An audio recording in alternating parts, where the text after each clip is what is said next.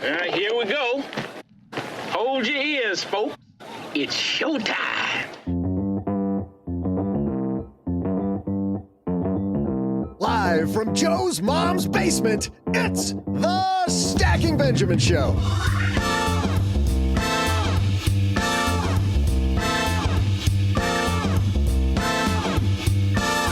I'm Joe's mom's neighbor, Doug, and on today's show, what are the gotchas in personal finance? Here to help you avoid them, we welcome the retirement answer man, CFP Roger Whitney, and the woman behind the Everyone's Talkin' Money podcast, CFP Shannah Game. And finally, the guy talking about money as the answer man on this podcast, OG.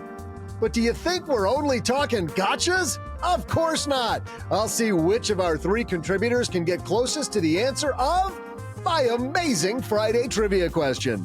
And now, a guy who's gotcha financial planning right here for the next hour, it's Joe Saul-Sehy.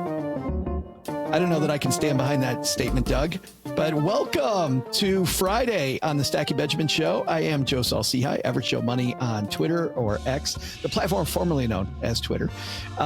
We are going to have some fun today because, man, Doug, as you so eloquently said, we've got a great lineup. Let's start with the guy across the desk from me. Mr. OG is in the house. How are you, brother? I am sporty. I'm very sporty today. What is there a reason you use the word sporty? I'm just having a day, having a moment, having a day, having an afternoon. So I'm fired up. All of that, it sounds like you're having a hot flash. Are you okay? Hey, for the female in the room, those things are very real. They are very real. Cool. And they hit suddenly, my wife tells me. Yes. I will tell a story about that later if you guys remind me. But that Joe's voice hot you flash. heard Got it. From the Everyone's Talking Money podcast, Shannah Game's here. How are you? I don't know if I'd call myself sporty today, but I'm here, couple podcast interviews in, and so excited to be with you. She's already, you got the other ones out of the way, so the important one at the top of the mountain is I here saved and ready. the best for last, always. Absolutely. Thank you very much for that. I appreciate it. And the gentleman behind the Rock Retirement Club, Roger Whitney's here. How are you, brother? I am sportier because I always want to be better than Josh. And this is my warm up because I'm talking to Michael Easter after this, and I think he's probably much more interesting than you. Jeez. Wow. Ooh, coming in hot. That's I'm great. just joking. I love you, Joe. We're sorry Roger can't stay. Technical difficulties. This is the highlight of my month so far. Michael Easter, author of Scarcity Brain and Comfort Crisis, is coming on the show, which is a really big get for me because he's pretty popular. He's a New York Times bestseller. It's just amazing. Wait a second. Did you just cut me off and play an ad spot? We wouldn't do that. No. That is fascinating. Wall Street Journal. Shannah, who do you got coming up on Everyone's Talking Money? We had Matt Scholes. He wrote this awesome book, Ask Questions, Save Money, Make Money. All these crazy, crazy scripts and questions to ask people that save you thousands of dollars. Wait a minute, you did it to me too? Well, Shannah, would we do that? I don't know that we would do that. You know why? Because we want everybody to listen to the Everyone's Talking Money podcast, so they can hear the interview. I mean, absolutely. I mean, if you're not listening to Everyone's Talking Money, I don't know what's wrong with you. Get on board. And the Retirement Answer Man podcast. I mean, that's why. Joe has a lot of practice putting his foot in his mouth, so he's really good at saving things. So I appreciate that. I'm going to back up. Quick, somebody cue the music so we can get into the rest of the show.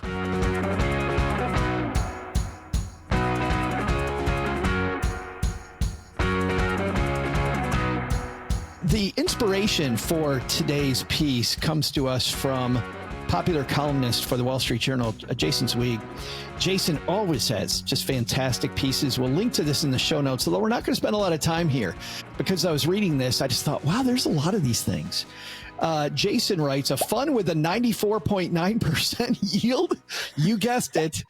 There's a catch. And I know, Shannah, when you read this, you were surprised that a fund with a 94.9% yield has a catch. Like those are all over the place. I mean, I was thinking, why am I not in this fund? Like, where can I sign up? Yeah, of course. Of course, it's got to have a gotcha. I mean, I think, this really goes back to the emotions around money, which, is kind of my hot button issue, and how we all just would probably rather not deal with money altogether. So if there's some sort of fun that we can get into where we even think this is a possibility, throw out all of our everything that we've learned about money, we're gonna hit the like buy now button and get into this fun and kind of roll it. We do kind of want to be taken advantage of. We say we don't, but we just want the quick fix, Shannah. Of course. I mean, who doesn't? I really do. I mean, Vegas exists, right? Because of people wanting the quick fix, right? Let's press the easy button. And yet, Roger, Jason explains they are not wrong when they say the 94.9% yield on this fund. Let me tell our stackers what's going on. This is a covered call fund.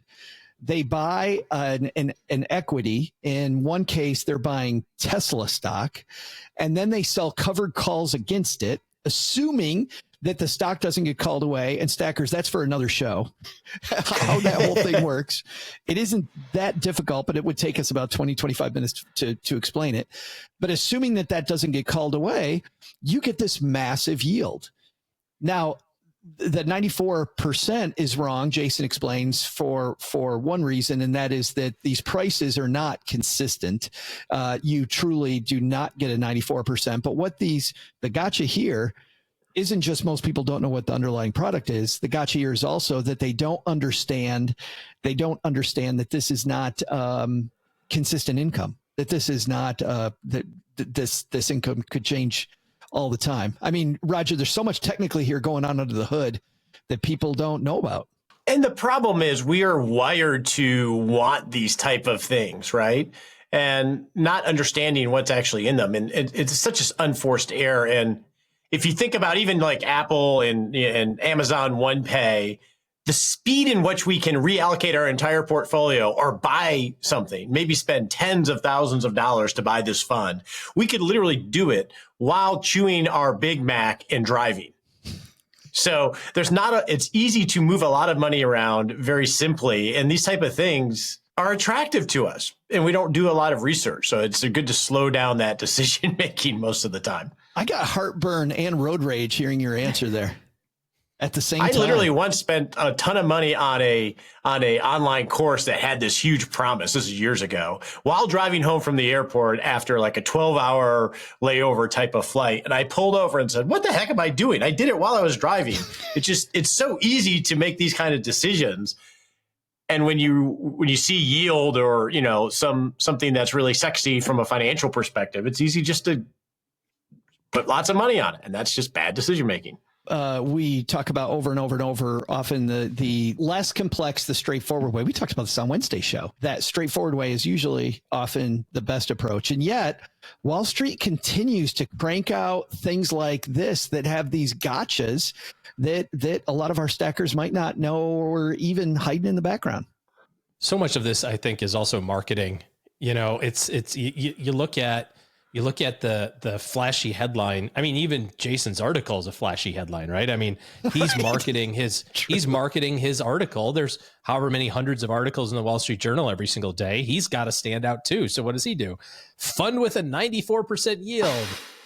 Parenthetical, there's probably a catch, right? Like is your eye is drawn to the 94% or whatever the sexy thing is. And this is why fund companies and investment firms have lots and lots and lots of people working in the marketing department. I would wonder even if they have more people working in marketing than in other parts of the business, because that's really kind of the engine for all of the new money. And you don't see all of the downsides that go with it, whether it's tax implications, which would be the case for this type of investing, or just a fund that's not performing. You look at like a real estate thing or something like that, where they're paying out huge yields, and then you dig through the fine print and you find out that they're just taking the yields from other people's cash investments. Right. That's how they're funding the. Wait, are we talking about Social Security here? Are we talking about Social Security? That would be another example. Yes. You don't read the fine print. Real estate backed Social Security, Roger. Yes. Oh, yes. Okay. Backed by the full faith and credit of the taxing authority of the United States. It is amazing how you will read some of these private REITs and how they're paying out their dividends. And it is a Ponzi scheme. Like it says it right in there. Hey, I know you want a dividend and we haven't bought all the real estate yet. So we're giving you other people's money. That might be a gotcha in something upcoming in a few minutes. Well, and what I want to do, and this is why I love having the three of you here, is that the jumping off point was, I thought, wow, there's a lot of gotchas out there. This is an obvious one. Shannah, to your point, you're like, wow, 94% yield. What could go wrong? Yeah. So that one might be an easy flag. But a lot of the ones that are out there, there may be a bunch of our stackers that don't know what the potential gotchas would be. And sometimes they're the marketing, OG, to your point. Sometimes it's the sexiness that we want to buy into, Roger, to your point.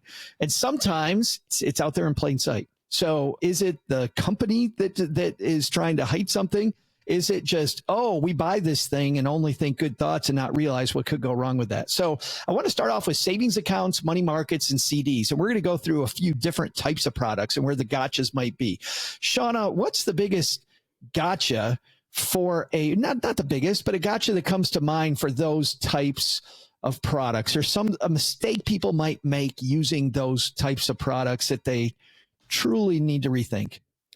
Well, I don't know if it's technically a gotcha, but, I think the majority of people leave their money in some sort of savings account that's at one of the big banks, right? And we all know you're earning basically very little interest over your checking account. And I think most people have really good intentions. It's called a savings account. So they put their money in that account, hoping that it will help them actually save and grow money. And it's not doing that. It's not keeping up with inflation. And I think a lot of people look back at their savings accounts, even over a year period of time, and think, wait a minute, I thought my money was actually supposed to grow. Like, what's happening here? It's funny that you do that one first, because I just saw a piece, Shannah. You'll love this. I think it was Bank of America. It could have been they had similar discussions about Wells Fargo and Citi. So to your point, three big banks. But I think it was Bank of America that had their silver, bronze, silver, and gold levels, depending on how big somebody is with them. And if they were a bronze investor, they gave their high yield savings account people, wait for it, 0.01%. Woo! I mean, we're rolling in it. We are rolling in it. Joe, literally on Monday, I had a meeting with a client that we hadn't caught up in a little bit, and she had $500,000 in that Bank of America account. In that account. Oh, but wait, Roger, there's more. It gets better. If you are one of their next tier customers, silver, they give you some bonus, Roger. Instead of 0.01, you get 0.02. Woo. Double. That's double. 100%. But it's double. Even better. That's if you're silver. So wait for it. They really bring it for the people who are gold, right? If you're gold, you're the top tier, unless they have a platinum. I don't know, maybe they do and they don't publish it. Gold people get 0.03.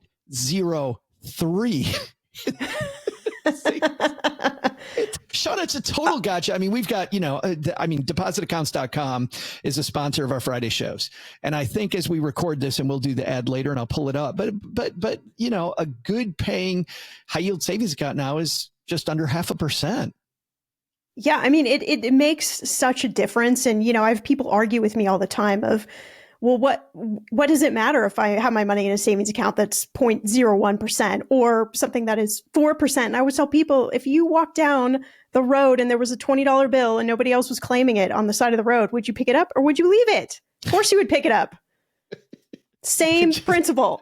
It's sitting there. It's just sitting there Inertia waiting for you. So powerful, though. Inertia. Yep. Well, and that's what they're betting on, OG. You're not going to do it, right? You're not going to make the change. Yeah. They don't care.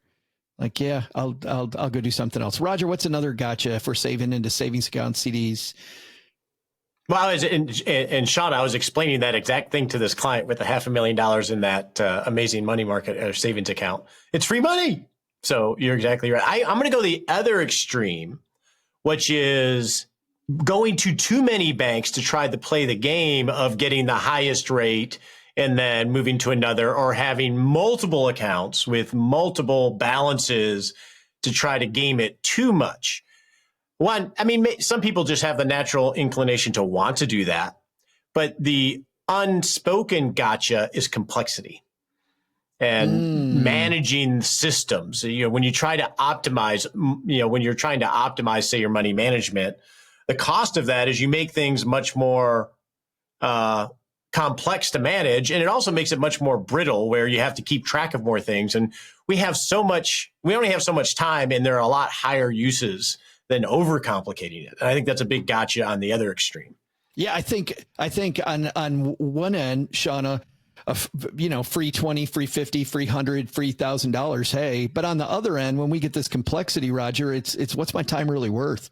And could I spend it on, as an example, getting my investments diversified correctly, my real investments diversified correctly? And I had that instance actually earlier where someone had a money market, I think it was at Capital One, and they were getting a good rate. We were able to find better rates, even doing Treasury Direct if they wanted to, but the friction was so high. No, they're good. They're being good enough steward. They don't have to go to the next level. Yeah. Well, and you see people have 3 or 4, and then you don't know, I remember earlier on in my life when I had some of that complexity, and like 7 years later, I discovered that I had these 2 funds that had like $3,500 in them that I had totally forgotten that I even had. Luckily, I found them again.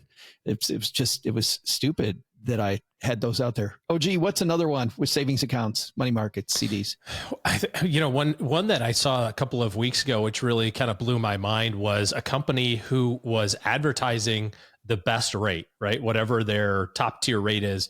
What was 3%, and then it moved to 3.5%, and then it moved to 4%. As the rates were rising, they were advertising, hey, we're always the leader in the clubhouse. But what they were doing was creating new products for each one of those new tiers. So if you signed up, like 2 years ago, and you were getting the top one, you had the secure, the secure plus savings, and you were getting the top of the line 3% rate.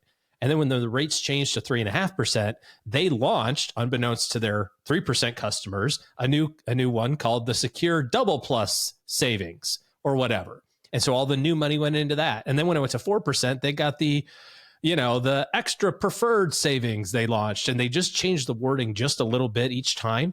And what people were finding out was that they had this savings account that they got at 3% that was still stuck at 3 when everything else was at 5, because they didn't read the, rules and restrictions. And to Roger's point, trying to optimize that final like point whatever percent, instead of going, let me just find the solution that gets me 90% of the way there, that makes my life simple, that's not full of complexity. And so you ended up thinking that you were doing the right thing, but in fact, kind of getting hosed on the back end. That's gone out now publicly. So I think this company this bank is kind of taking it on the chin now. But for all the money that they didn't pay out in interest, I'm sure they're like, oh, whatever. So some people are mad at us. So be it. Well, the bad publicity once people figure it out, I think, isn't worth it. It's very short-sighted for sure. You just kind of wonder, and that goes back to the marketing component of all of this stuff as well. 80% is good enough to Roger's point. You don't have to totally try to be exactly all the time the number one thing. I remember we sent out a letter to our clients in October last year where we had, I don't remember what the number was, maybe a 5% savings rate. And the number of emails I got back that said, well, if you looked harder, you'd have found 5.1. It's like, right. But your money's sitting in 0.1. So, right. So, just a combo of both of what you guys were talking about. It's like your money's sitting at 0.1. I offered you 5, and you're arguing with me that I didn't offer you 5.1. Like, what the heck? That drives me crazy. Make life simple. So read the fine print and keep life simple. It makes me think of something I call the happiness zone, right? So really figuring out, I think what we're all saying is like, what is that middle ground that you're happy with, that isn't complex, that doesn't cause friction, but, brings you the rate, the happiness, whatever it might be, that makes you feel really good about your money, and finding that spot that's unique to you. And then just, closing your eyes to if there's a better rate or whatever it might be. This is why I love having you here, Sean, every time, is that you always find like the happy spot, the positive, the glass is half full. Because you and I heard OG's story and you came up with that. And I came up with the cynical half, which is I am so tired of broke professors, people that know frickin' everything and do nothing. And I just see them over and over and over. And I'm like, really, what are you doing with that? Oh, well, and then they start to backpedal. It isn't about what you know, it's about what you do. So I'm always amazed. She definitely is a ray of sunshine. She totally is, especially. Because I was about in to a very rant. dark room with the two of you. I was going to say Ray of Sunshine was my nickname in college. What are you talking about? I'm sure, yeah. Yes. All right, Pinocchio. Good one. Mine was going to be not a gotcha that was from the banks themselves, but a gotcha kind of, Roger, to what you were talking about. I see people with too much money that sits in these savings accounts earning nothing. And it's either because of fear or it's because they feel safe. It gives them comfort. And I think when you feel this comfort because your money's sitting in a guaranteed spot, you're making things harder on yourself, and future you's not going to be happy because you really need to beat inflation, and you're very safely going to beat nothing by leaving too much money there. So I think a gotcha is, not even just the interest rate, which can be big. It's that you got to get your money moving and think about the other types of risk. Speaking of risk, let's move on to insurance products, because God knows there's no gotchas in insurance products. We started with Shannah last time, so let's start with Roger this time. Roger, in insurance, what's the thing where people groan later and go, oh, if I'd only known? Oh, if I've only known that insurance is not an investment. Oh, come on. Being the vintage of planner I am with whatever, 25, 30 years, I've sat through so many presentations on insurance as well as other things. I don't think I've ever seen an illustration work out the way, or even close to the way that it was presented when it becomes insurance as an investment vehicle. I liken, when we think about investments, and I think this is the big gotcha, I liken investments to food. Eat food. You want to be organic. And insurance, especially nowadays for sure, is the Twinkie of investments. It is a total manufactured process. We think we know what's in it, and we think we know what it's going to do for us, but we really won't know. So keep everything in its box. Insurance has an important use, but when you start to try to use it as an investment vehicle, it gets to be more like a Twinkie, where there are lots of words that you don't quite understand, and that's dangerous. Yeah, don't look at the ingredients. I'm Shannah, suddenly very hungry. We're talking about burgers and Twinkies, and I feel like I need a snack. Well, Shannah, you were nodding during that, so I'm assuming you agree with Roger there. I do agree. I mean, I cut my teeth many, many years ago with my father and his insurance agency. And so I've seen every scenario that you're talking about. Lots of very unhappy people coming to you with illustrations from years ago that they thought they would be a specific way, and they are not turning out that way. So yeah, absolutely. There's a gotcha right there, guys. Why, when you have an insurance product, are you allowed to use forward-looking statements where you show a quote illustration of how it will work? And it's a variable product. If it's a universal life policy, it has a variable interest rate in it. If it's a variable universal life, you've got these mutual fund like things in it. So why does the SEC allow a forward-looking statement in a life insurance illustration, but they don't allow it with a mutual fund? I think they do require you to show like the guaranteed rate too. So you can't just show the forward looking, but they do allow you to use the forward looking. And this isn't a bash against insurance in per se. It's the same thing in the investment world. We just happen to be talking about insurance right now, but I think they do require you to have a balance, but nobody wants to look at that. They want to look at the dream, and the people that are marketing it or presenting it are selling the dream. So that's just, don't look at that over there. Look at this. You know what's funny is that I'll fight with you a little bit here, Roger. Just when it comes to I tried that last year. I lost, just so you know. ask Kyle, our friend Kyle, about that. Yes, I lost. I was embraced. When it comes to permanent life insurance and having investments inside of it, I actually think it can work.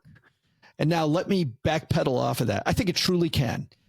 I think that if you use the product very, very correctly, and you understand how the product works and the product is built for it and those products exist, you can actually make this thing hum. My problem with it, and why I agree with you, Roger, is because for 99.9% of people out there, it's so damn complicated to get it work exactly the way that it should. So it does run well, like a guy like a David McKnight would use it as an example.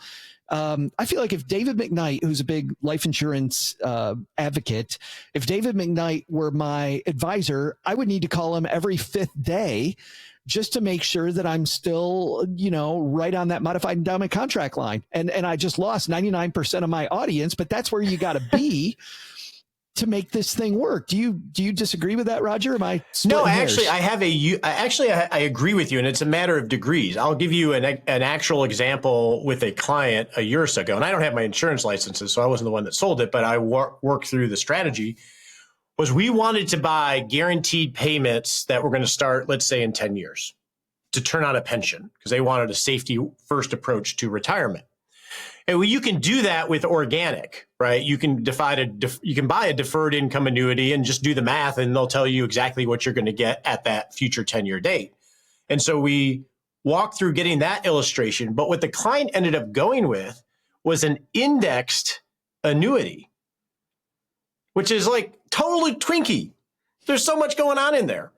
But the indexed annuity offered as a base income that was guaranteed to turn on in the same amount of time was much higher than the organic. And actually, that's a way of looking at this. Because it's a Twinkie, they can offer that teaser because they know nobody's actually buying it for that. They're buying the dream. So in this case, we bought a Twinkie that gave us the organic that we want, and we just ignored all the other stuff that was going on in the policy. So I agree with you. It's a matter of degrees of what exactly are you using it for, because there are advantages to using some more manufactured things. Did he just say, I went for organic, I bought organic with a Twinkie, and I ignored the Twinkie, and I understood the analogy? Is that what the hell just happened? I can't believe I understood any of that, Whitney. That's 10 years of podcasting, buddy. That's 10 years of podcasting. Incredible. All right, OG, you're up. Insurance products. This is like fish in a barrel, man. There's so many gotchas here. I'm thinking about it from a planning perspective of the things that we actually need to spend our time and energy thinking about versus the stuff that we do spend our time and energy thinking about. Like, for example, disability insurance. Nobody wants to buy or pay for disability insurance because it's a lot of money, or long-term care coverage, right? If you're 50 or 60 or 70 and you're thinking about how am I going to afford some level of assisted care, whether it's in my own home or, at a private facility, and what's that look like? Because it's a lot of money, but all insurance is priced the same. It's based on the likelihood of that thing happening and the cost of the thing happening if it does.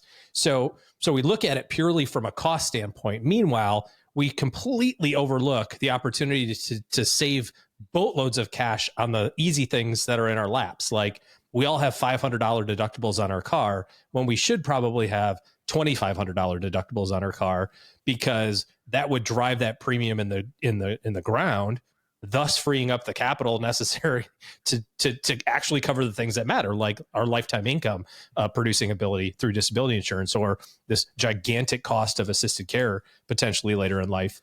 Same thing with homeowners insurance and that sort of thing. We hold on to these like really teeny tiny deductibles or these really teeny tiny things, or we spend money on frivolous policies like accidental death or a jewelry endorsement. How many people have jewelry endorsements on their homeowners insurance and then have never actually read the contract that says, in order for this to be in place, you have to go get all of your stuff appraised and send us a copy of the appraisals? No one does that. They go, well, I've got a jewelry endorsement. It's like, well, no, you don't. And you're covered for $2,000 like every other policy until you go spend the money to go get the stuff. So like, we look at the easy thing without trying to, solve for the actual need, which is insurance is, like Roger said, an important component of a financial plan. But we just go, I'll just get the $500 deductible through Geico. It'll be fine. And disability insurance, long-term care, nah, that's too expensive. That's $3,000 a year. I don't want to do that. Like, well, that's this goes back to that marketing point that OG talked about. Is we have all these levers from a financial planning. I think of like this dashboard with all these levers. there's a lot of levers that are really cool looking. They have they're bedazzled. They have sprinkles on them. It's like your jeans. But they're yes, it is. But they're very small. They're not on a very big fulcrum, and they don't make a difference in our life, but they're so cool to look at that we want to play with those. And we ignore these big, dull levers that can really have an impact to the plan because they're just not cool. I think Josh makes an excellent point. Well, and not only are they not cool, it also is, I think it's a way you need to change your thinking, which is that if it's a super expensive insurance policy, that doesn't mean you need to buy the insurance policy, but that means actuaries who do this for a living know that this thing is a problem. So I'm not saying buy the long-term care policy, just run out and buy it. I'm saying long-term care is a problem and you need a plan. And that might mean long-term care insurance. But it certainly means we need to look at it. And I think, Roger, disability is the same thing, right? Disability insurance on your own is expensive. And I know when I was a financial planner, like I'd bring up, hey, it looks like you're short in disability. And they're like, I'd rather talk about anything but that. Yes. Anything other than that, please. Yes. Sell me an annuity, for God's sake. Should be like the broker down the street. Annuity. Just give me an indexed annuity and call it a day. Yeah. Until they need the disability insurance. And then they're calling you up and asking you, why didn't you talk to me about disability insurance? I tried many times. I had a family member, Shannah, and this is horrible, but I had a family member the day after they were diagnosed said, can we reconsider that long-term care coverage you had talked to me about? And I said, no, because now that you're diagnosed, it's game over there. Let's move on from that though. That was an ugly one. That was a dark moment. I know, right? I'm bringing the dark moments. Sorry. Come on, Shannah. I need the light. I need the light. I gotta bring the happiness. Shannah, what's another gotcha? Maybe a happy gotcha. Well, I was thinking about when we were talking about insurance, I was thinking about car insurance. And I don't know if this is so much of a gotcha, but I had someone on the show about a year and a half ago, and they worked at that company, the Zebra.com. And they talked about the fact that most people think that when they get the car insurance, they just stick with the same carrier and that they're always getting the best rates. And she talked about you need to be shopping your car insurance at least 2 times a year. And a lot of companies, even if you get in an accident or something like that, they will talk to you in a way that makes you feel like you're stuck. There's nowhere for you to go, but that you have lots of options. And most people end up saving a ton of money just by shopping around. So I think that's really interesting. I actually had never considered doing that and have done it since and saved quite a bit of money. I had an Allstate agent, actually, a traditional Allstate agent, Shannah, tell me the same thing. And he actually said it's because different companies, and I don't know what she said, I'd be interested to hear why twice a year. I'd never heard that often. But he said that when you have a birthday, that you might be outside of the band then of who they really market to. So while from 35 to 45, you were in their wheelhouse, you turned 46, nothing else changed. They're not as interested in you. You're not the type of person they work with anymore. So you're outside their field of expertise. And that kind of blew me away. It's not that, Allstate or Zebra or whoever is a good or bad company. You're just not their target anymore. Absolutely. Yeah. And I think we don't think about that. That's one of those things we just kind of set and forget it. And we figure we got car insurance. We don't need to, OG was saying, we don't need to deal with the deductible. We don't need to look at it twice. It's there. And it's something to at least consider, I think. Well, and on that note, talking about property casualty type insurance, when our house was broken into, a gotcha that I didn't realize, and you guys kind of brought this up earlier, insurance is a contract and you should read it. OG, when you were talking about jewelry endorsement, there's one. Read your contract. And frankly, most of them are far less onerous than you think they are. A lot of them are written in a question answer method, and it makes it fairly easy. What I didn't realize when our house got broken into was that my insurance company was very happy to reimburse me for things in my house, but to give me an accurate number, I needed serial numbers for my electronics.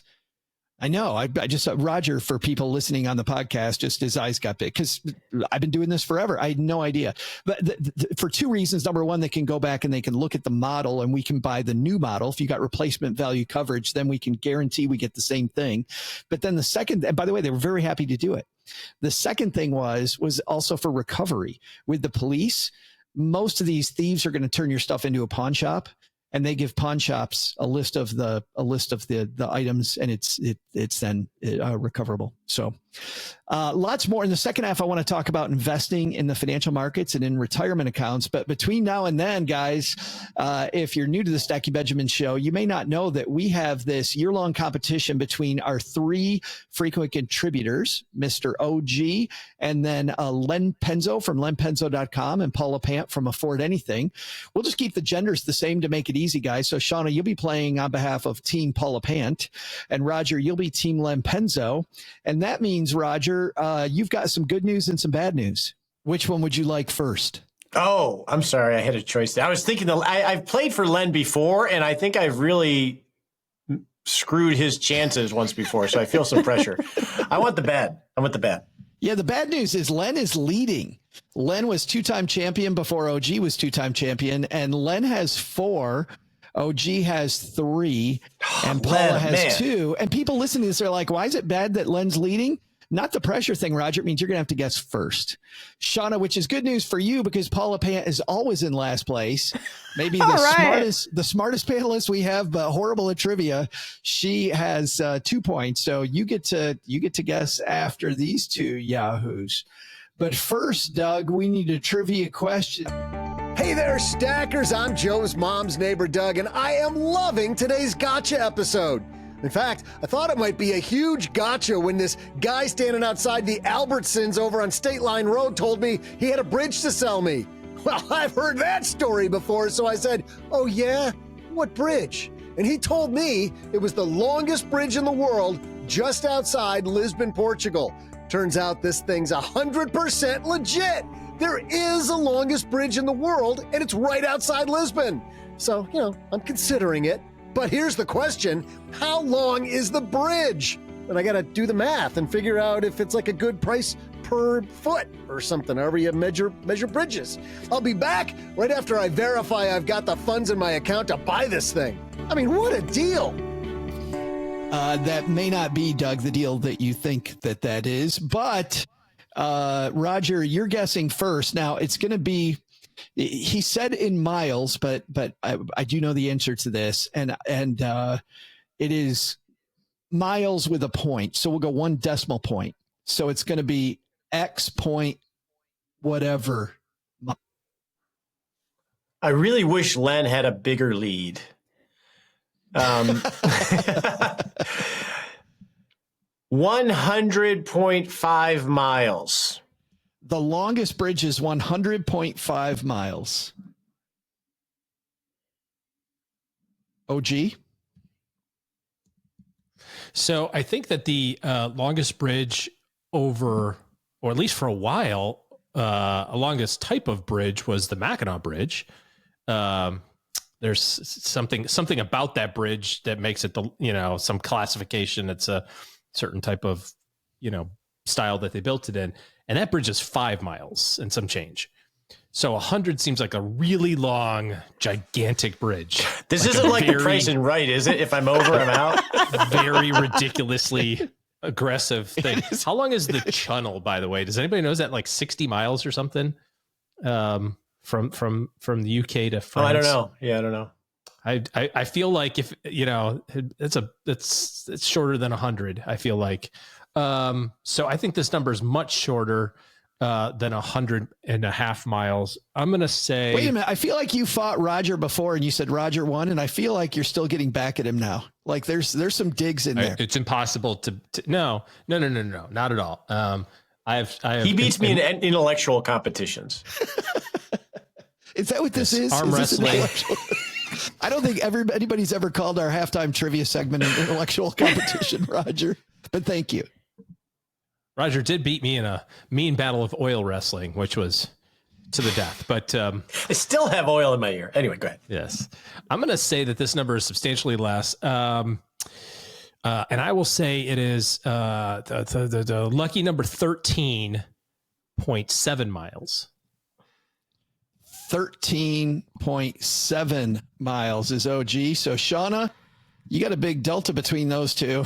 100 miles and 13.7. I mean, I'm just gonna pick a number somewhere. I'm gonna go closer to OG. I'm thinking 22.6 feels good to me. 22.6 She just miles boxed you out, OG. long. Well, maybe. I'm thinking of Louisiana. They got some long bridges, so there's some long bridges out there. I need to study up on my bridge length, obviously.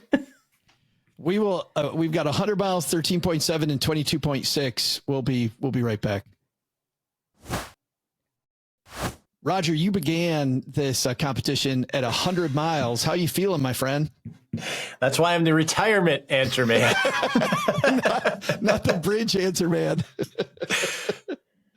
And then OG, you went 13 point. I'm feeling pretty good at 13, but I don't know.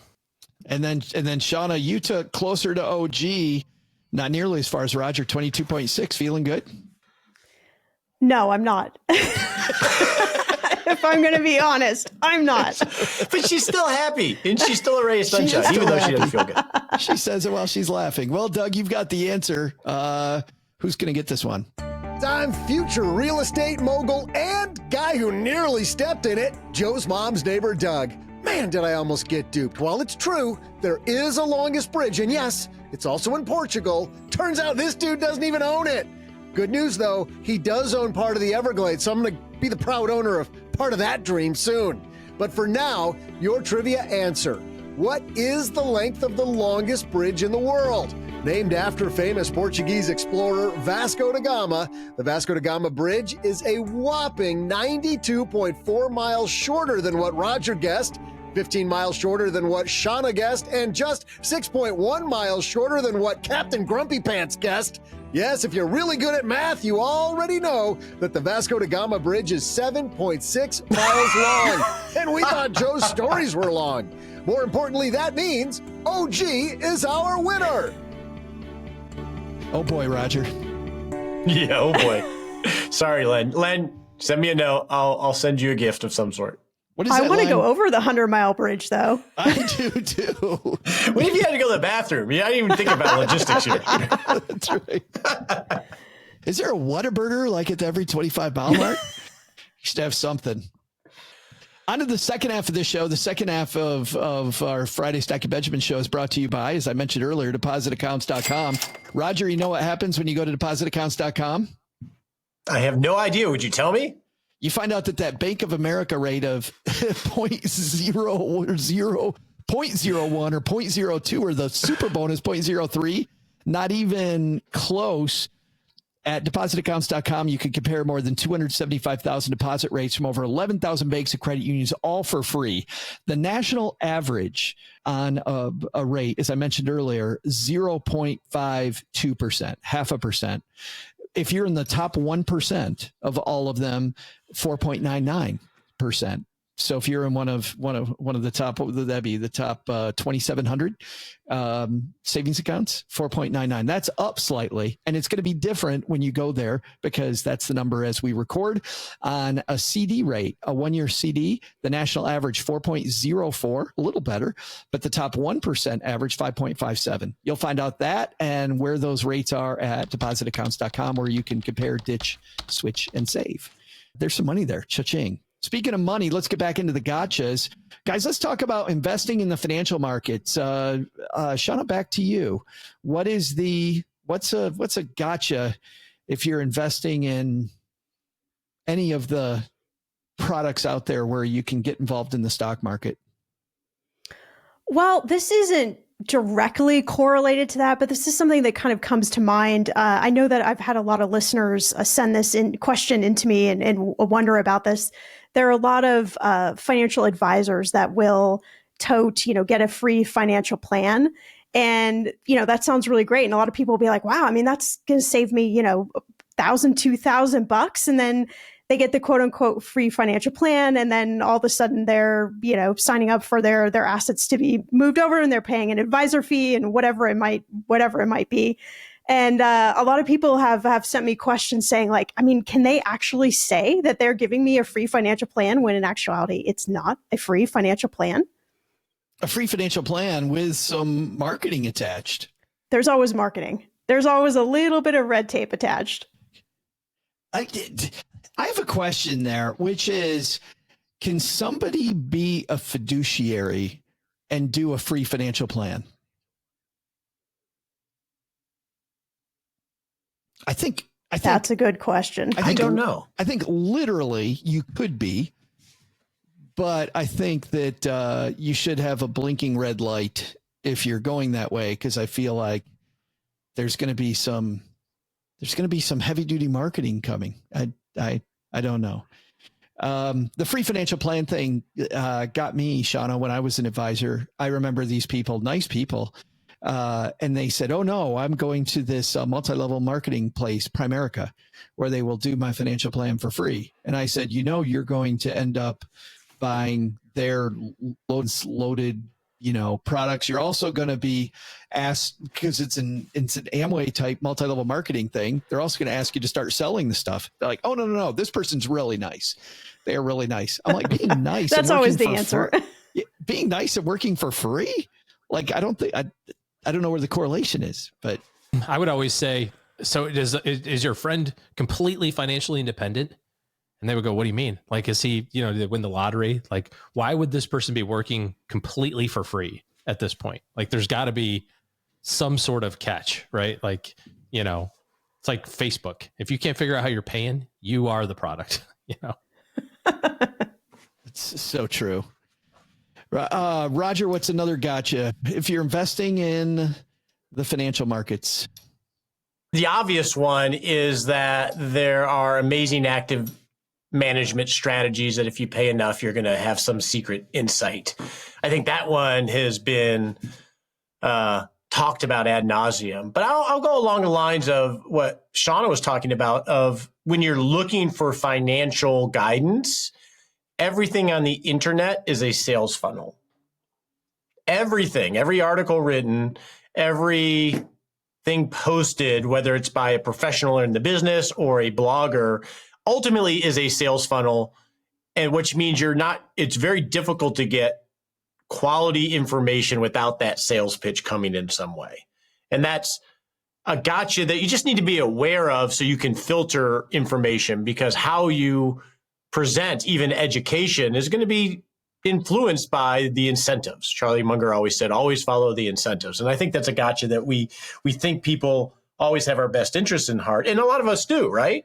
We all have podcasts and we have ads, but just realize the nature of how you're getting information and the incentives behind it can help you be a better consumer. One of my favorite games, Roger, to that end, is watching CNBC or Fox Business, and whoever the guest is, so-and-so is a growth stock manager. They're going to come up with their feelings about growth stocks right now, even though, let's say that, it's not now, it's 2022. And times are a little shaky. We're going to talk to them. If it's 2022, they're in growth stocks. We're poised for a turnaround, Jim. It's a great time to be in growth stocks. I think growth stocks are amazing. And here's some names that I would look at. Like it just, whenever you see the carrot of what they do, you're going to find that it's just a marketing pitch. Yeah, we all talk our book. Would be the trader speak, right? Whatever we're into, we're going to always, if it's bad times, it's about to turn around. If it's good times, it's going to keep going, right? You don't never have to wonder what they're going to say. Oh, gee, how about a third one? You're investing in the financial markets. I think the biggest one is that there's no such thing as a free lunch. And you guys were talking about that from an advice component. I think it's also true just purely from a product standpoint. There are all these different layers of people that earn their living doing whatever it is that they're doing associated with, this piece of financial information, knowledge, product, whatever it is. And that's totally fine, right? People earn good money and they support their families and their communities, and and all of these things need all of that to be available to the general public. But if you don't recognize that that's part of it, and you go, well, this person's going to do this for free, or this product doesn't have any cost, or like the article that we started with, this thing has this amazing 100% yield. It's like, well, there's always some sort of other end of the stick of what is, why is this the case? And I think this is mostly manifested in conservative type things versus quote unquote aggressive things, where people are trying to find the product that has all of the return but none of the risk. And you were talking about things that are on CNBC and Fox, Joe, or whatever. And it's and all of the product manufacturers all say the same thing. Ours returns a better adjusted return than this other thing. It's like, it's not possible to do that. It's just the economy is too efficient to have the one thing.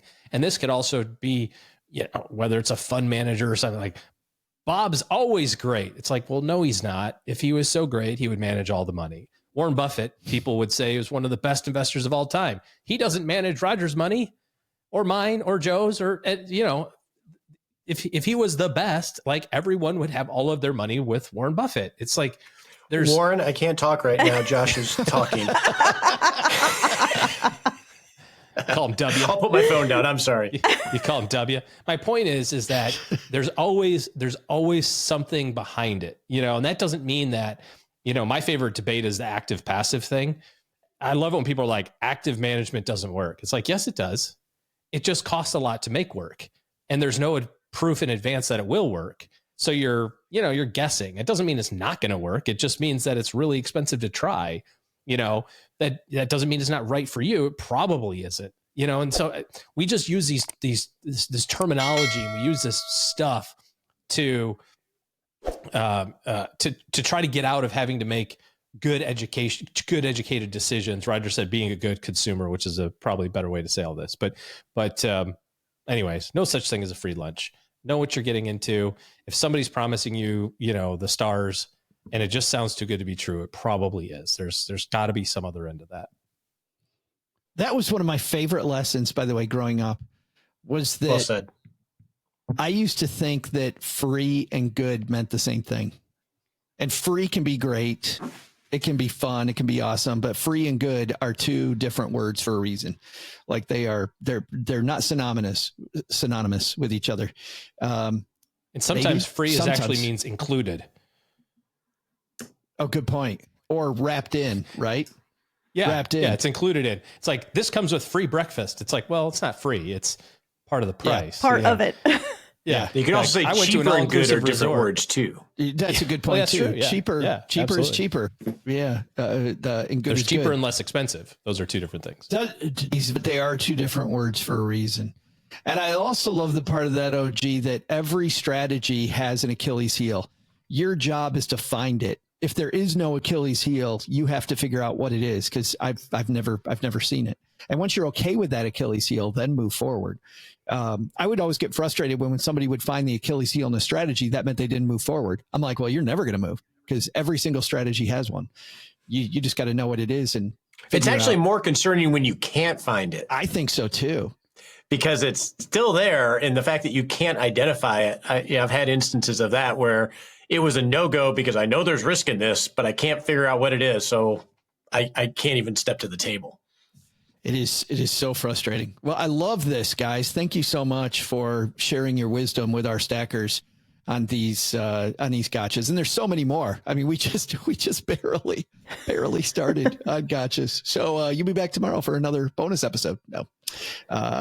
Let's find out what's going on where all of you guys live, and we'll have our special guests go last. OG? It's Easter weekend, so some family time. Got a little after-school activity travel today over to the great state of Alabama, then back to the great state of Arkansas, and then back to the great state of Texas over the next 3 days. So bouncing around a little bit over the holiday weekend. It sounds like travel is on your agenda. Indeed. A little bit of travel, a little bit of family time, yes. A little bit of both. Shannah, thanks for hanging out with us again. It's so great to see you. What's coming up on Everyone's Talking Money? Oh my gosh. We have 3 episodes a week, just like I think you've got over here on your neck of woods. So there is always someone good to listen to. We talk about, every different topic around money. So we've got somebody great coming up who's talking about travel rewards and how she saved $75,000 over the last couple of years on family of 4 traveling free. So that'll definitely be an episode you want to check out. I love those episodes. I'm so into the hacking, and then I hear people like that. And for some reason, talk about inertia. I'm like, yeah, I might start that later on. In fact, Roger Whitney, you and I were at Camp Phi together. We were guests at Camp Phi last year, and I went to the session on travel rewards. Were you in that session? I don't know if I was, but how was it? Well, they were walking through it. It was really good. I learned. Did you get tired listening to the strategies? No, actually, they were really good. What I did learn is I'm in the crappiest points programs of all. The fact that I'm doing the points and I'm taking advantage of the points and I work the points is great. I mean, one of them, like when it came to airline points, everybody talks about like the Southwest Companion Pass and stuff like that. We don't have Southwest here. You know, in Texarkana, I've got one choice, and it's the crappiest point program of all, which is American Airlines. So, which is mine. Stuck. That's the only one I have. Yeah, we're together. Well, yeah, but you do have Southwest. You could do Southwest if you wanted to, because you're. I have to go to Dallas, and I don't like to go to Dallas. But don't you got to go to Dallas anyway to go to DFW? It's semantics, I guess. Yeah, it's semantics. Yeah, it's semantics. I just choose that in Marriott, and I don't even. Well, that's as much optimization as I have. And Marriott, I learned, is the crappiest program when it comes to point rewards for hotels. Like, that is not the thing. The winner apparently is Hyatt. I don't know if Shannah, your expert, agrees, but the winner's Hyatt. The problem is Hyatt often doesn't have places in the place where you're at. So, but if you want to score free nights quicker, go with Hyatt. Hyatt, if you want to sponsor the show, just write me, joe@stackingbenjamins.com. Roger, what's going on at the Retirement Answer Man, dude? The week after Easter, we have Michael Kitces on the show to talk about the difference between financial planning and retirement planning, which I think is extremely important. Is a generalist financial planner is not a retirement planner, and I'm more convicted about that. Oh. So we're going to explore that. And then we have Retirement Plan Live coming up, where we take a listener and do a case study, I think towards the end of the month. So just hanging out after 10 years. We just had our 10-year anniversary for the show, which I'm really stoked about. But to you guys, that's like long ago. So we're like, oh, how cute, Roger. That's so great. Yeah. Oh, so cute, Ted. That is great. Shannah, your show's been around a long time, too. Yeah, 9.5 years. So yeah, somewhere in the neck of the woods here. I think that makes us all, in the eyes of most people, OGs in this area. Speaking of OGs, thank you to OG, thank you to Shannah, thank you to Roger, and Doug. You got it from here, man. What are our takeaways from today's episode? What's stacked up on our to-do list for today? First, take some advice from our panel. If your plan seems perfect, think, what am I missing? Because every plan has an Achilles heel. Second, take more advice from these guys. Cash, too much safety can be too much of a good thing. Insurance, too safe, again, can be too much. You have to use assets that beat inflation to get ahead, or do the impossible, which is saving dollar for dollar for your long-term goals. That's too hard. But the big lesson? It turns out this dude doesn't own the Everglades either. Next thing you know, he's going to have some swampland in Florida he's offering me. Oh, wait. Well, hey, I guess I dodged that bullet too. Thanks to Roger Whitney for joining us today. You can find all things about Roger at rockretirementclub.com. We'll also include links in our show notes at stackingbenjamins.com. Thanks to Shannah Game for joining us today. You can find all things about Shannah at everyone'stalkingmoney.com. And finally, thanks also to OG for joining us today. Looking for good financial planning help? Head to stackingbenjamins.com/OG for his calendar. This show is the property of SB Podcasts, LLC, copyright 2024, and is created by Joe Saul-Sehy. Our producer is Karen Repine. This show is written by Lisa Curry, who's also the host of the Long Story Long podcast, with help from me, Joe, Kate Younkin, Karen Repine, and Doc G from the Earn and Invest podcast. Kevin Bailey helps us take a deeper dive into all the topics covered on each episode in our newsletter called The 201. You'll find the 411 on all things money at The 201. Just visit stackingbenjamins.com/201. Wonder how beautiful we all are? Of course you do, but you'll never know if you don't check out our YouTube version of the show, engineered by Tina Eichenberg. Then you'll see once and for all that I'm the best thing going for this podcast. Once we bottle up all this goodness, we ship it to our engineer, the amazing Steve Stewart. Steve helps the rest of our team sound nearly as good as I do right now. Want to chat with friends about the show later? Mom's friend Gertrude, Stacy Doe, and Julia Garib are our social media coordinators, and Gertrude is the room mother in our Facebook group called The Basement. So say hello when you see us posting online. To join all the basement fun with other stackers, type stackingbenjamins.com/basement. For more interactive fun, join us on Instagram every Tuesday and Thursday for our Instagram Lives. Kate Younkin and Joe host those weekly.